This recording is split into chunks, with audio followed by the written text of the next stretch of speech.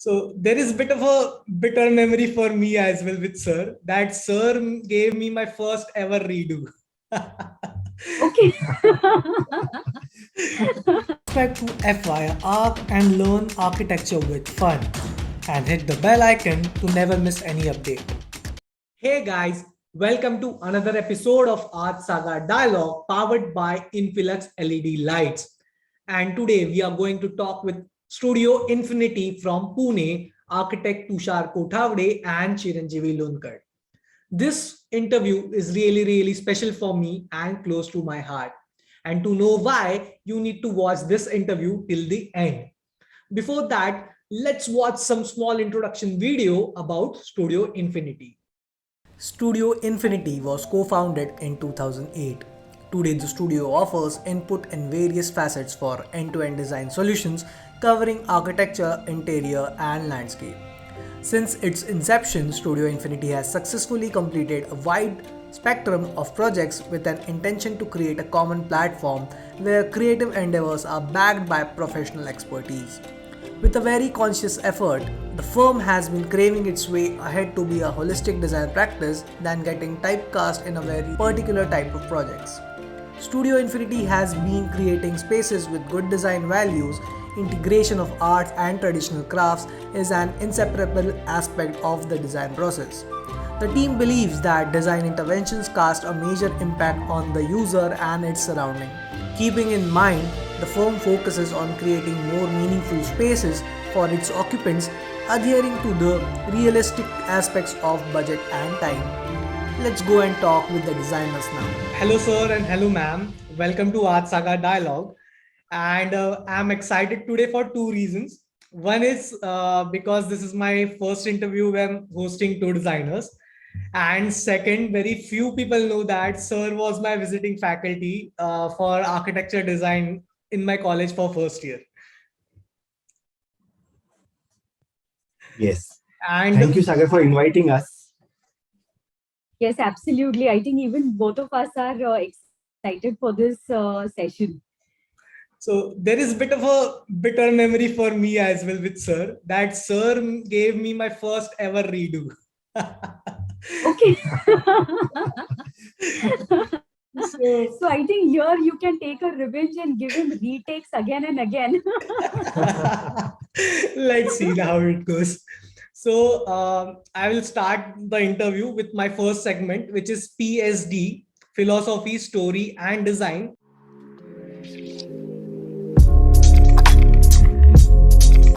So my first question to both of you is your architecture experience as a student and as a practicing architect. Okay. So architecture, while we were studying architecture, it was that transition from being a school student into a professional field. So that transition was smooth in a way, but it was also where we were lost. And this I can say for both of us that while we were studying, we knew that we were pursuing design as a careers, but still there was no particular direction in which we were moving ahead. We were just going with the flow. So of course we enjoyed our college life thoroughly to the fullest. So having night overs and long submission times and all of that was exciting, but still there was no particular direction to what we were doing.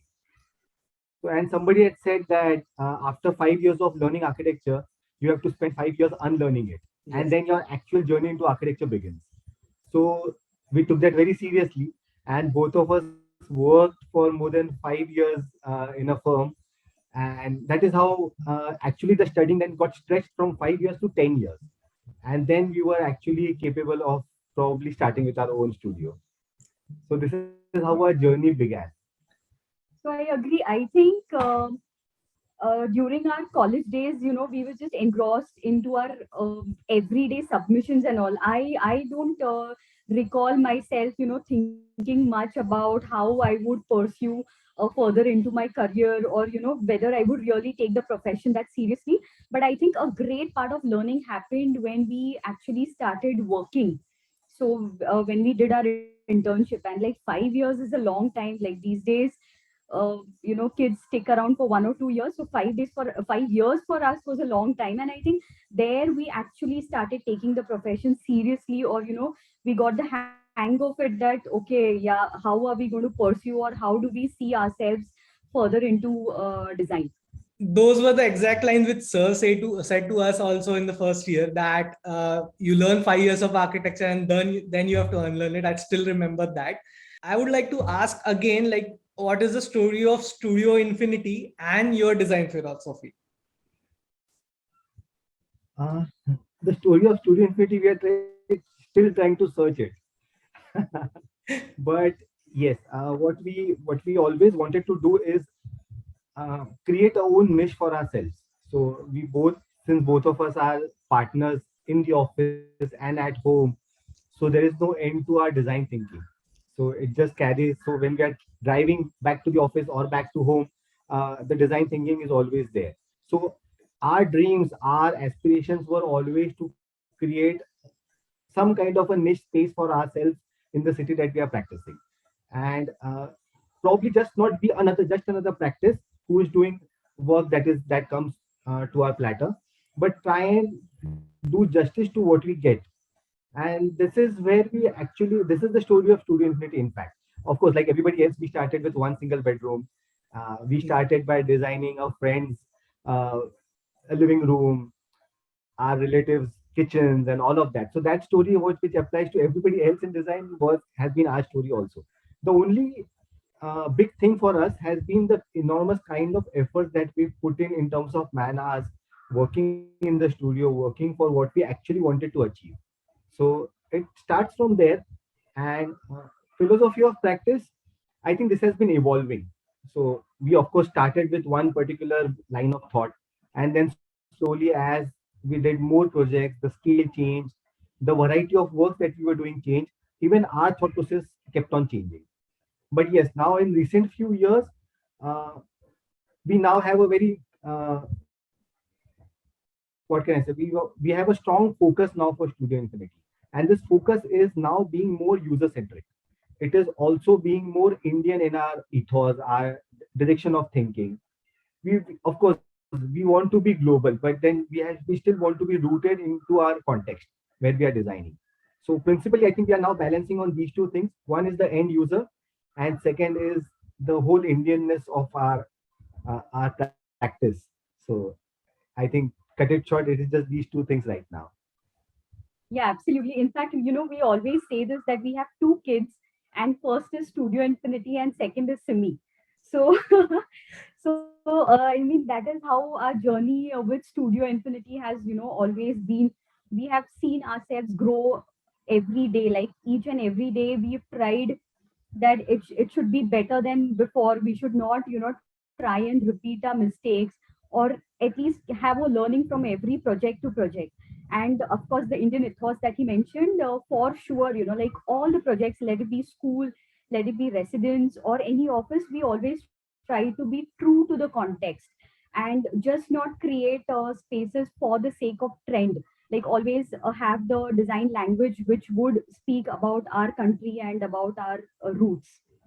So that is one thing which we have always tried to stick till date. So basically, when I completed my college, so I had a disconnect with all my friends and all my faculties.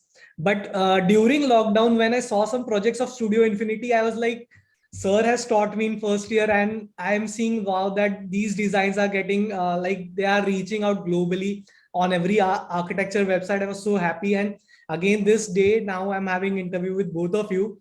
It's I'm still very happy for it. So, in my next segment, I'll be knowing about the process you work.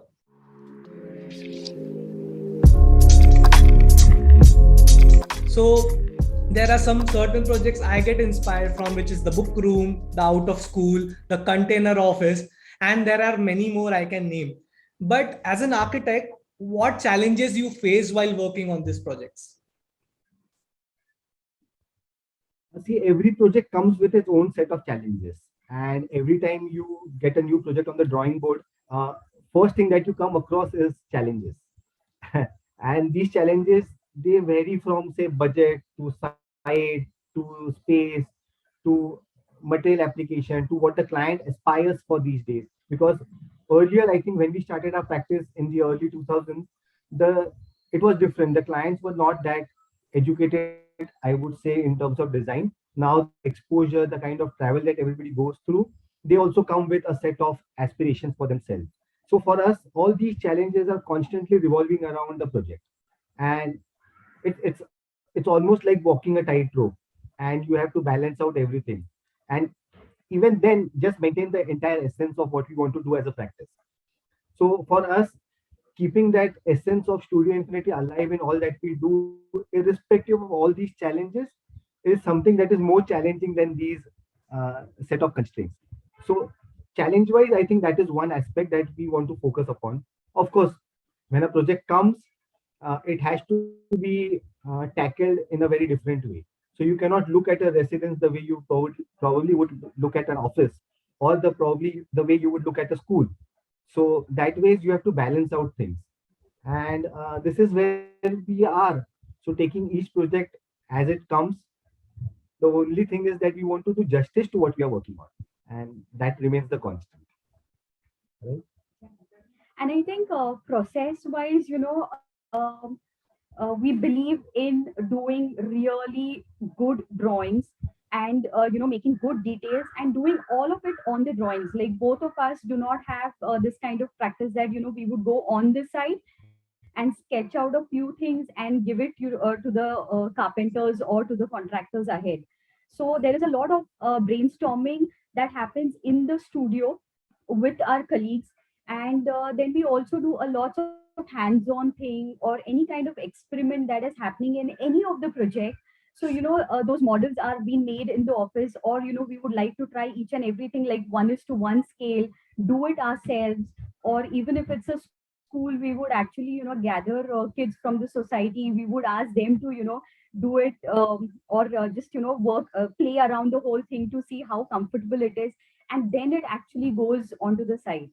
So I think the backstage work that happens in the studio is the most crucial part for all these projects that you've named, because certainly all of them have come with their own constraints and with their own um, Challenges. challenges that has come up with. In fact, the way she mentioned, we don't have this fancy architect kind of a thing where we go on site and we just sketch out things and we say, "Kya ab isko bana do." For us, it doesn't work. Unfortunately, it's not the glamour question that we have. But a lot of effort goes into drawings, and we really believe in making good drawings. And for every project, there are piles of drawings that are there. So every revision, even the smallest change, has to be made on the drawings, and then it goes on the site. And like she said, that the back end work which never comes across in a project. So what we ultimately you see is just probably 10 images of a project, which always make it look good. But the back end work that happens is humongous. I'll tell you a small example. So there's a project known as the outdoor classroom. So it was a pre-primary school that we've designed. So then our daughter was in that age of 4.5 years when we were designing this school, and the end user, the students, were of the same age group. So then we started looking at our daughter as a client. So every time she used to behave in a particular way, we used to feel, okay, school, the kids are going to behave like this, and we have to design the space accordingly. So she became a guinea pig, but that is how the thought process is, and Yes. that is how the thing happens throughout the course of a project. So it is always hands on. So for basically for certain type of projects, you have to get into the client's shoes. So for schools has been a large part of our practice. So they have always been challenging. So that is how we were seeing our daughter as a client, and every time noticing her more keenly. Okay, see these things kids appreciate, these things they like, and then in fact. Just to study her scale and probably the wash basin heights and small things, the furniture detailing, is to take her to the site and understand the scale and proportions. Okay, yeah, for kids it has to be this is right. Otherwise for residents, I think it's basically all of us are just into that everyday routine and practice. Residences have a standard set of whatever scale, proportions, and detailing that happens in those kind of projects. But schools and libraries that we did have really been challenging for us. So, but of course, a great learning experience that we've had. But I must say that the outdoors classroom, it would have been very close to your heart. It has been very exciting journey for you when you saw your kid and observe all these things while designing. It must have been very exciting. It certainly is. In fact, every project, when you see the way it is being used by the end users, uh, there is no other joy that can replace it. Because, see, ultimately, we as architects, most of the times we fail to understand that when we are designing spaces, we are designing them for somebody. We are not designing them to be only museum like atmospheres. So they have to be occupied. People have to live in them. And once the user starts using those spaces to the fullest, then actually that joy is there for us when you see people using it the way you had imagined it to be. And Yes. it's not our whims and fancies as architects and designers which are attached to a project. It is about those realistic things. See, for instance, the project Devnanda. Uh, so the family over there had always stayed into a ground floor house, and now they were going to shift into a upper floor apartment kind of a thing, but in a single multi utility building. So over there, we introduced a small courtyard and a swing next to it. So during the daylight, when the grandfather in the house sits on that jhula and plays with the grandchildren, I think that joy and seeing that happen every day is something that is more gives us more happiness, and it just keeps us going. So this is the kind of um, challenge that we are looking at to make our spaces more user centric, and that is how it is. So, Sagar, in fact, when we try and document our projects, no, we do not like to capture dead spaces. We always try and document it with the family members or with the users. Even the outdoor classroom, you'll see kids playing around, or, we just left the kids into that space. So, there was this, Tipri Pani game in outdoor classroom where kids were supposed to jump from one to two, three, and further so on. But what they did was they pulled a chalk and they started drawing on those black tiles. So even such joys, in fact, this was Not amazing, planned. that it was not planned. We always thought, okay, they will sit around and they'll jump, because we keep dreaming. No, architects are, big time dreamers. I think whenever we design, we only dream that, okay, this space would be used in such a way. But seeing such other explorations that has been done by the user was fantastic. So we always try and capture the stories of the spaces that we have created, and I think that completes the project as a whole. So So I yeah, think that's about. architect does not only create a space, architect also creates an experience. Totally. True, agree on that. So can you share something about some insights about your ongoing projects? Currently, we are fortunate enough to have a variety of projects in our kitty. So schools, of course, is a major part of our portfolio. That is certainly happening at multiple levels, various schools, and that keeps us on our toes also. Then, of course, there are houses. There is one very interesting house that is coming up near Barshi. So filler slab and ferro cement and exposed brickwork, all of that. So we are experimenting with materiality over there. So for us, like every project comes up with a different challenge, and over there the challenge is about using the materials in its true sense. So a lot of experimentation is happening there. Then we are trying to do a small homestay kind of a space near Karzat in containers. So first we did the container office, which was a big learning experience. First time we probably thought of welding and metal joinery in our projects. So this is now taking it one step ahead. Then we are working in the public realm. So we are doing these bus terminuses for MSRTC across Maharashtra. So right now we are involved with seven different sites. So that is again challenging because designing public spaces itself is a big challenge. All are and then working with the government. So it's again a different kind of a balance that we have to achieve, and we are trying to find out our way negotiating through those odds that come across. But so this is the kind of variety that we are working on, and of course it just more and more we get to work on these different kind of projects, the more our involvement with work is happening. So that is it. So any project at on the eastern side of Maharashtra, like where Nagpur, where I live basically. No, not yet. Not yet. So I was like, when you're telling me, you told about Phyllis Lab and working with containers. How was your experience working with some different materials like this? Uh, I would rather say these are not different materials, these are our materials, and I think we should be the most comfortable ones to use these kind of materials. So the filler slab project that he mentioned is coming up in Barshi, and we are doing it for a family who is more into farming. So this project is literally coming up in their farms.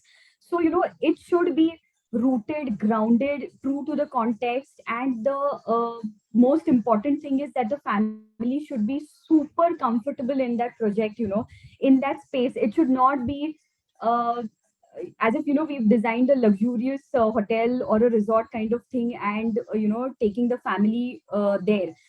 So we do not want to really disturb their everyday lifestyle. We certainly want to give them a better lifestyle, but keeping the essence true to its nature. So that is what we are trying to do there, and of course source all the material that would be locally available and easy for the client also, to bring up the project comfortably. And if you see our all our projects, our material palette is very minimal. So it's not about using every material that you come across. The architecture and interior design industry is now flooded with materials every day. So every day, I think there's one new material that is launched. But there are a few materials which will always be close to any architect. So it's not only us or anybody else. Every architect or designer will have his own comfortable material palette. So if you'll ask them what खुद का घर बनाना है और क्या use करोगे, so they would just specify a few materials and that they really like. So for us, whether it is our house, our office, or anybody else's work, there is a material palette that we are comfortable working with. Of course, we want to explore new materials every time we are assigned a different job. It doesn't mean that we are partial towards a particular material or not. But yes, when you use a material, you have to understand it. And it's all about science, I think.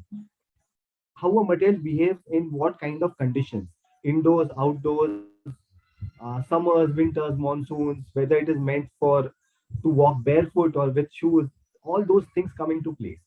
And it's a challenge. And the only way you can work around this challenge is be very rational about thinking about materials. Common sense. I think it just boils down to that at the end of the day. You don't want to use it, probably if there's a glossy material, you will not use it in the bathroom. It's basic common sense. So that applies to using materials everywhere, and that is how it is. So, to this, I will just add on once we heard architect Sanjay Patil from Nasik, and where he mentioned that, when you go out for parties or any kind of events, we are always dressed well. And the minute you come home, or you want to just get into your pajamas and kurtas, and that's the most comfortable thing for any human.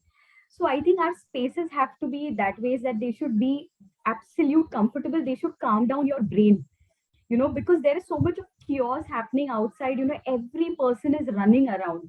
So the minute you step into your house, you should absolutely be, toned down, or take a break, take a pause. That kind of atmosphere one should create. So I think we really connect with those kind of thoughts. And once one of our client also mentioned, that I don't want spaces where before using it I have to think twice. Okay, should I sit like this? The kid is playing around. Oh my god, now the kid is going to break this. Yahan mat छुओ, ये इस पे हाथ मत लगाओ, ऐसे बैठो. So you don't have to think before using your own space.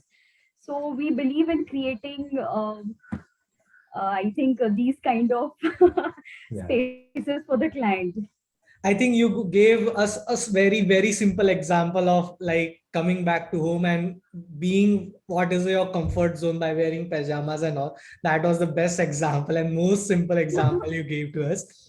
So coming back to my last segment, which is advice to aspirants.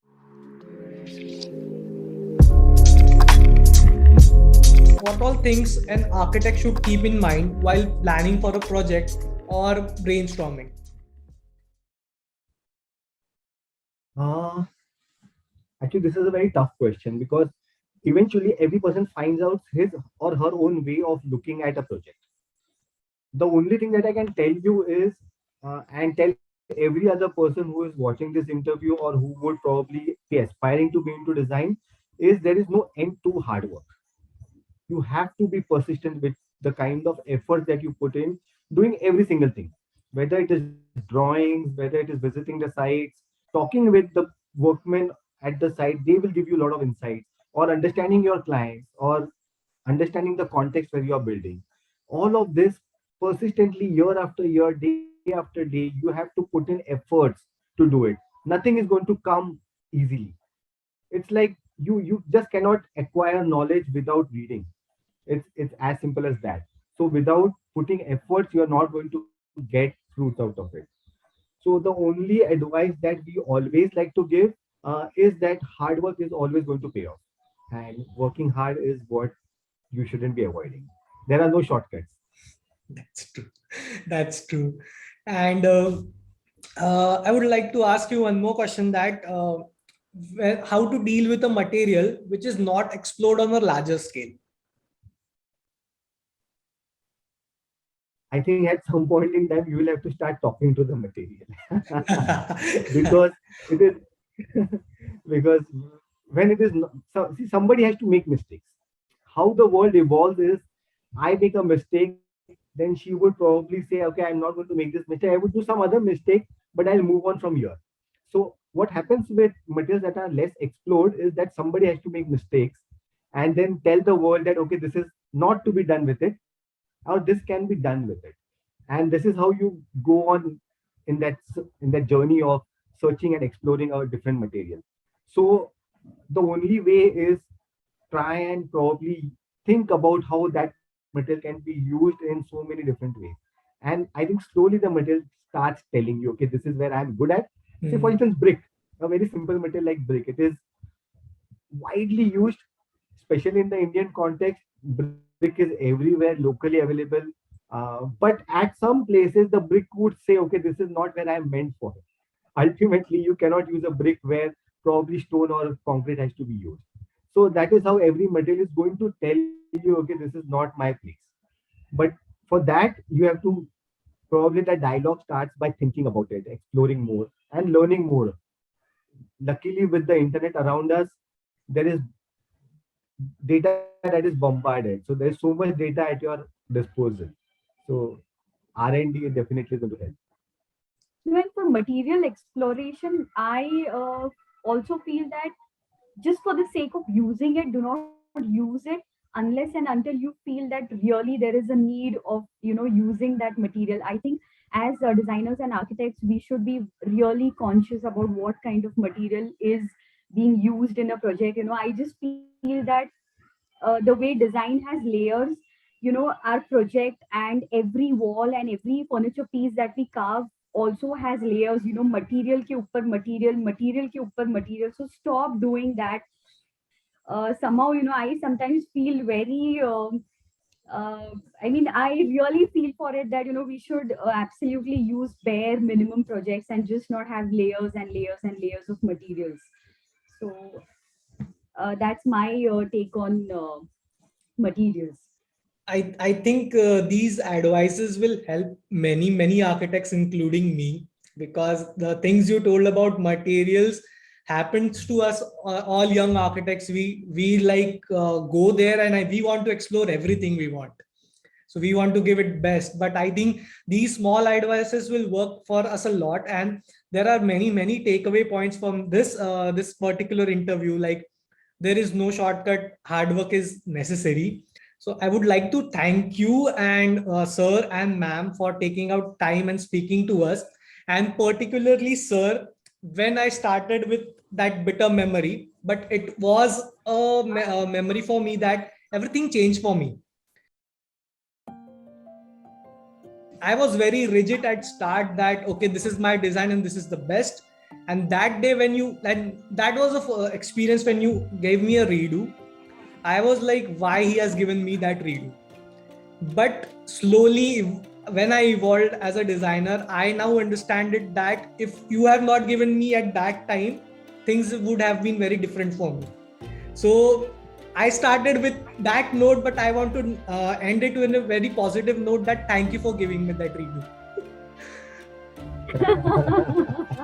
Good you said this. No, Yes. again, Saga, in fact, I am appreciating you, to accept this and absolutely be positive about it. So, I mean, Yeah, So because I that's a was big thing. I was because very furious that day because I was the single student who got the redo on the first project, on the first architecture project of their life. I was very furious. I went back to my hostel and I was so angry. But then I worked on that project. I got good marks and I was happy. But I'm slowly realizing it now that how architects do think and what a small advice can work for you. So that worked for me a lot because that stubbornness and that rigid thinking has to be changed someday. Amazing. that's a good realization, Sagar. Yeah, I think sometimes we should take this redo thing very positively. Even when we're practicing, literally clients give us a redo. Yes. So they say, yeah, okay, we want one more option. We don't like this, so that's a redo for us. So sometimes we just have to positively accept that yeah, something better might come out from this. Yes. So just take it. Yeah, and we've learned the very hard way. And so, whatever experience we have, we would like to share with everyone, every person that we meet. See, our seniors in the industry have been very kind to us in teaching every single aspect, whether it was documentation or about projects or about materials. They've never shied away from that. And that is how we want to do it. So, we again, when we pass on this, whatever we've learned from our seniors, we want to give our fullest to it. And whatever we've learned, we want to add to it. So that way, every time we give a review or every time we say something about somebody else's work or efforts, it is always to make it better. It's not with the thing to point somebody down or say something negative about it. It's always that realization has to come that okay, now this is one way of looking at it, but there are so many other ways of looking at it. And the day we start understanding that multiple thought processes can influence one idea, I think that is where the design journey starts. Yeah, and Sagar, I should thank you for connecting with us. And I have seen the earlier videos of your platform, and I know that it is growing fast, and you have a niche audience now that is following your work and stuff like that. And this makes me really feel proud of you. Thank So, you way so to go. Thank you so much. And just I want to add one more thing that the people who will be seeing the video, the first project I did with Sir was making a hat. Oh, okay. Yeah, so I think Sir remembered it now. So it was making a hat and I was like, hat बनानी है उसमें भी redo मिल गया मतलब क्या करोगे आप architecture में so yeah, that was fun. So thank you again for taking out time and talking with me in this interview. Thank you so much. Saga, Thank you. the pleasure was ours. We enjoyed it thoroughly. In fact, after a long time, we are talking about our practice. And now you know why this interview is close to my heart. A new interview is coming soon on YouTube channel in coming week. Do subscribe to the channel to not miss it, and thank you for watching.